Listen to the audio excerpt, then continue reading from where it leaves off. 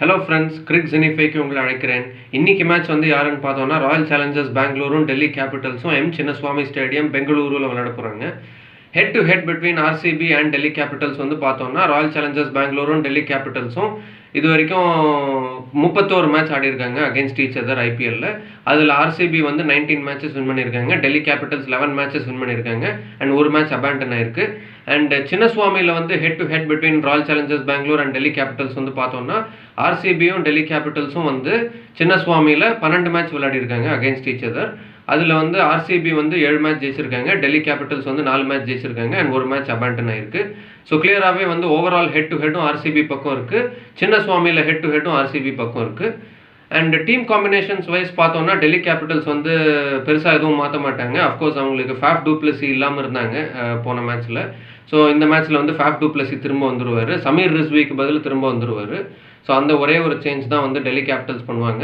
மற்றபடி Delhi Capitals high on கான்ஃபிடன்ஸில் இருக்காங்க, அன்பீட்டனாக இருக்காங்க. இப்போ இந்த டோர்னமெண்ட்டில் 3 மேட்ச் ஆடி 3மே வின் பண்ணியிருக்காங்க. அண்ட் இப்போ தான் போன மேட்ச்சில் வந்து சேப்பாக்கில் வந்து வின் பண்ணாங்க ஆஃப்டர் 2010. ஸோ பயங்கரமான ஒரு ஹையான ஒரு கான்ஃபிடன்ஸில் இந்த மேட்ச்க்குள்ளே வருவாங்க. மீன்வைல் ஆர்சிபியும் வந்து ஒரு நல்ல கான்ஃபிடன்ஸில் உள்ளே வருவாங்க. ஏன்னா ஆர்சிபியும் மும்பை இந்தியன்ஸை வாங்கடேயில் தோக்கடிச்சிட்டு வராங்க. அண்ட் ஆர்சிபியும் பெருசாக எந்த சேஞ்சஸும் பண்ண மாட்டாங்க இந்த மேட்ச்சில், அதே டீம் காம்பினேஷன்ஸில் தான் போவாங்க. இஃப் அட் ஆல் ஏதாவது ஒரு டிபேட் இருக்கணும்னா இம்பேக்ட் பிளேயர் யாரை யூஸ் பண்ணணும் அப்படின்னு ஒரு டிசிஷன் எடுக்க வேண்டி வரும் ஆர்சிபிக்கு. ஏன்னா போன வாட்டி சின்னசுவாமியில் இம்பாக்ட் பிளேயர் ரசிக் சலாமா யூஸ் பண்ணாங்க, பட் ரசிக் சலாம் கொஞ்சம் எக்ஸ்பென்சிவாக இருந்தார்.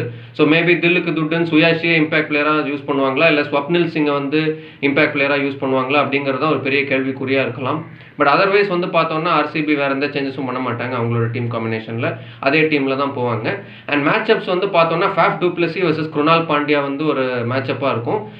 குருணால் பாண்டியா வந்து சூப்பராக போட்டார், வாங்கடேயில் 4 விக்கெட் எடுத்தார். அண்ட் ஃபேஃப் டூப்ளசி இந்த கேம்குள்ளே வந்துடுவார். And Faf du Plessis has a strike rate of 124 against Krunal Pandya. So Faf du Plessis versus Krunal Pandya ஒரு இம்பார்ட்டண்ட்டான ஒரு match up to watch out for. அப்புறம் ரஜத் பட்டிதார் தான் வந்து ஒரு பிக் ஸ்பின் பேஷர்னு சொல்லப்படுறது. ஸோ ரஜத் பட்டிதார் வர்சஸ் குல்தீப் யாதவ் வந்து ஒரு இம்பார்ட்டண்ட்டான ஒரு match up to watch out ஃபாராக இருக்கும். அண்ட் இங்கே வந்து டாஸ் ஜெயிக்கிற டீம் வந்து சேசிங் தான் பண்ணணும். நம்மளே சொல்லியிருக்கோம் நிறைய வாட்டி, Wankhede conditions, Chinnaswamy conditions, Eden Gardens conditions. இந்த கண்டிஷன்ஸில் டீம்ஸ் வின்னிங் த டாஸ் வந்து பவுலிங் ஃபர்ஸ்ட் எடுத்து சேஸ் டவுன் பண்ண பார்ப்பாங்க. ஸோ அதுதான் பண்ணணும். அண்ட் என்னோட ப்ரெடிக்ஷன் வந்து ஆர்சிபி வந்து இன்னத்த மேட்சை வின் பண்ணுவாங்க. மேலும் பல கிரிக்கெட்டிங் கண்டென்ட் தெரிஞ்சுக்கிறதுக்கு லைக் பண்ணுங்கள், ஷேர் பண்ணுங்கள், சப்ஸ்கிரைப் பண்ணுங்கள், ஃபாலோ பண்ணுங்கள். மீண்டும் சந்திப்போம்.